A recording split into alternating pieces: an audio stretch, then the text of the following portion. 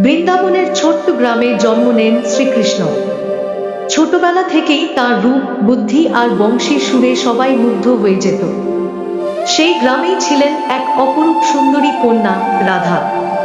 প্রথম দেখাতেই রাধা ও কৃষ্ণের মধ্যে এক অদ্ভুত টান সৃষ্টি হয়। এটা ছিল না সাধারণ ভালোবাসা, এটা ছিল আত্মার মিলন। কৃষ্ণ যখন তার মধুর বংশী বাজাতেন, রাধা সবকিছু ভুলে তার কাছে ছুটে আসতেন। শুধু রাধা নয়, বৃন্দাবনের সব গোপীরাই সেই সুরে আকৃষ্ট হতেন, কিন্তু রাধার প্রেম ছিল সবচেয়ে গভীর।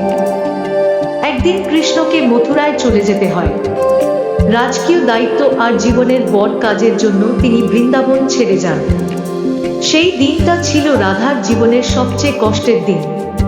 কৃষ্ণ চলে গেলেও রাধা তাঁকে কখনো ভুলতে পারেননি। তিনি মনে প্রাণে শুধু কৃষ্ণকেই ভালোবাসতেন, আর কৃষ্ণ তাঁর হৃদয়ে রাধাকে চিরদিনের জন্য রেখে দেন।